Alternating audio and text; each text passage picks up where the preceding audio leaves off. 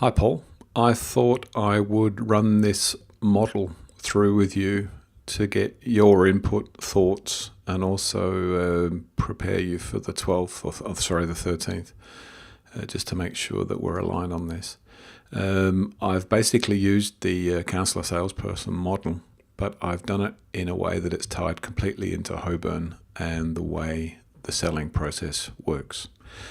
If I start in the middle here, we've got what's called the Hoburne sales approach. And what I want to do is I want the salespeople to have a more individual focus about the park and the park's DNA. The three parks that I was at, there was a different feel to them. They were all unique, all the same quality and pretty much the same sort of look, but they all had a different feel about them. And what I'd like to do is get each sort of team to start looking at what's so unique about us, what's our DNA, and how do customers relate to that. So basically what I've done in terms of the CSP, as I've said, we have a sales approach that needs to be approached. We need to be clear about who we are and what sort of customers we attract so that we can relate to them. Okay. Now, the relating phase is going to be all about tying the Hoburne story into the customer's story.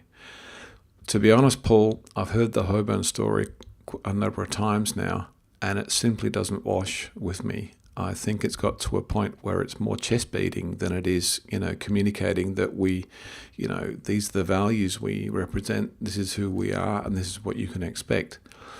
Instead, I got sort of like, we've been doing this for the last God knows how many years, and we're really good at what we do, and we're the best, and blah blah blah.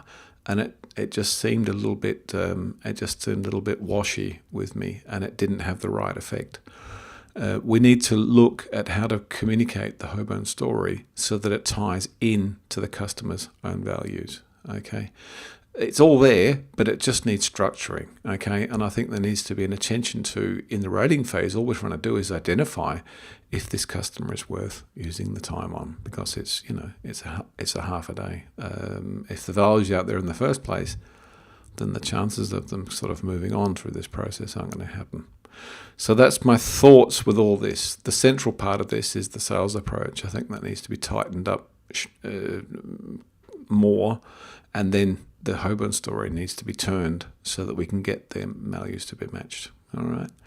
That's phase one. Phase two is the discovering phase. And as I spoke to you on the phone, there is a very, very simple process that needs to be followed here. So in terms of sales training, the CSP is going to be cut down to something that's very, very simple, because what I need your people to be able to establish what is the customer's current level of knowledge about parks, about Hoburne, about what they want and stuff like that, so that we can assess them and we can also prepare them.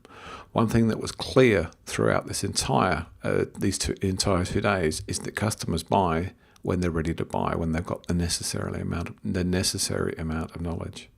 So, as I spoke to you about, there's 4 areas that needs to be covered. What are the fees? What sites? What are the setup with the site? What's the park? And what are the caravan? They're the 4 areas that need to be covered. And what I'm basically thinking with this entire process is that there is a great deal of questions to be answered to assess the customer, but when we go over here, we also need to align them and confirm them. Okay, we also need to make sure that they have the information and that we have the information, so that we know that there's a critical mass of knowledge that's being transferred all the time.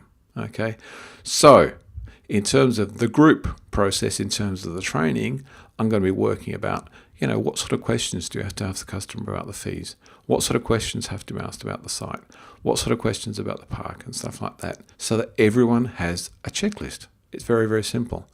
And depending on the type of customer, you can also have a part X who basically knows everything. You need to just assess and make sure that, okay, do you know this? Do you know this? Do you know this? Do you know this? And that's it. Then they're ready to make a decision, basically. But this entire model is built up around, first and foremost, establishing the values, and then depending on the type of customer, using the discovering skills to assess them, to prepare them, and using the advocating skills to align them and confirm them. Just hang on. So Basically, it's going to be backwards and forwards, and this is what the training is going to be based upon. Excuse me. That's about it in terms of the simplicity of it. I haven't used a lot of time on supporting. I think they're quite good at doing that in the first place, but I wasn't made aware of any sort of customer assessments or anything like that. That's the overall approach. The model is going to be fixed up and coloured, and it's going to be pretty by the time you see it next week. But I just want to get your assessment and feedback on it, either by mail or just give me a call. All right, mate, that's it from me.